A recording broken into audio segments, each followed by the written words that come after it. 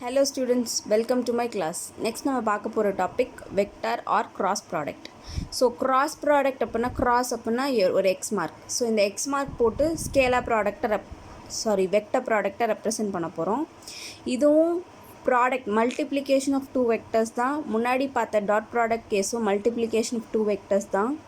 அங்கே டாட்னு போட்டு ரெப்ரசென்ட் பண்ணி எழுதுவோம். இங்கே ஆன்சர் வந்து எனக்கு ஸ்கேலார் மட்டும் வரும். கிராஸ் போட்டு நீங்கள் ரெண்டு வெக்டரை மல்டிப்ளை பண்ணால் ஆன்சர் வந்து வெக்டராகவே கிடைக்கும். வெக்டர்னால் மேக்னிடியூடும் இருக்கும், டைரக்ஷனும் இருக்கும் எழுதுகிற ரிசல்ட்டில். ஸோ வெக்டர் ப்ராடக்ட் அங்கே எழுதின கிராஸ் ப்ராடக்ட் மாதிரியே தான் டெஃபினிஷன், டாட் ப்ராடக்ட் மாதிரியே தான் டெஃபினிஷன். அங்கே C is equal to A dot B, formula AB cos தீட்டான்னு எழுதணும். இங்கே ஃபார்முலா பாருங்கள், கிராஸ் ப்ராடக்ட்னால கிராஸ் போட்டு ரெப்ரசென்ட் பண்ணணும். So it is A vector cross B vector equal to AB sin theta into n cap அப்படின்னு represent பண்ணணும். So அங்கே A டாட் B அப்படியே வச்சுருந்தோம். இங்கே A dot B equal to C vector அப்படின்னு எடுத்துக்கிறோம்.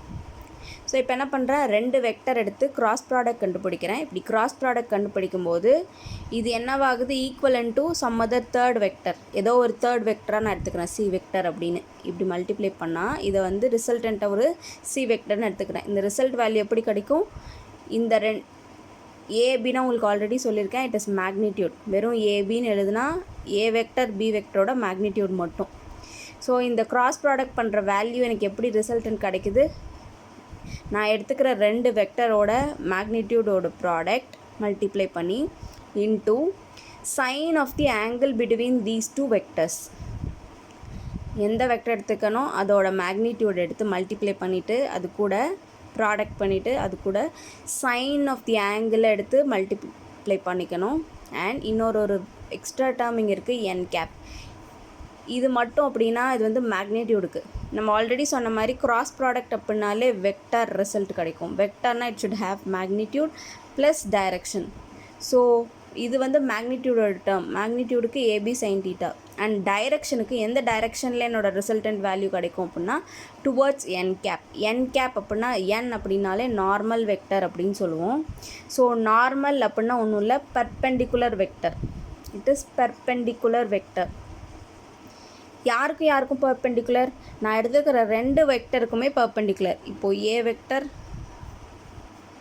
வெக்டர் பி வெக்டர் அப்படி ரெண்டு வெக்டர் எடுத்திருக்கேன் அப்படின்னா இப்போ எனக்கு கிடைக்கக்கூடிய ரிசல்டன்ட் ப்ராடக்ட் பண்ணி ரிசல்டன்ட் கிடைக்கக்கூடிய வெக்டர் ரெண்டு பேருக்குமே பர்பெண்டிகுலராக, இதுக்கும் பர்பெண்டிகுலர் இதுக்கும் பர்பெண்டிகுலராக இருக்கும். XYZ ஆக்சிஸ் மாதிரி.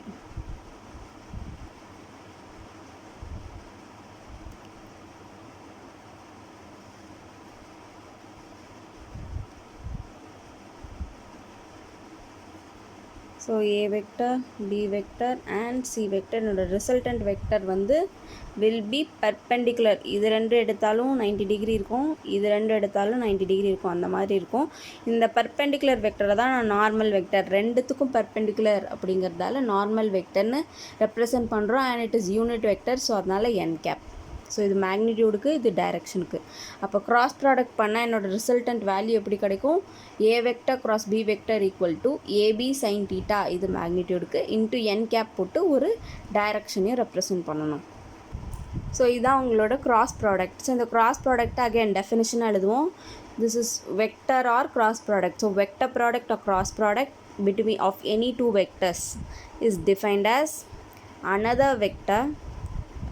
Cross product of any two vectors is defined as another vector whose value is equal to having magnitude of, in the resultant vector oda magnitude எப்படி இருக்கு, having magnitude equal to product of, எதை product பண்ணியிருக்கோம் இதோட மேக்னிடியூட, product of magnitude of the two vectors into sine of the angle between them. magnitude of two vectors and sign of the angle between them. அங்கே என்ன எழுதணும், dot product is equal to, dot product is defined by magnitude of two vectors and cosine of the angle between them எழுதணும். அதே தான் இங்கே vector product or cross product of any two vectors is defined as ன்னு போட்டுட்டு Product of magnitude of any two vectors and sine of the angle between them. இது magnitude. So இதோட direction represent பண்ணும். So direction of the product vector is given by perpendicular to the plane containing the two vectors. Perpendicular n vector நான் என்ன சொல்லியிருக்கேன், normal vector or perpendicular vector. So perpendicular vector to the two vectors.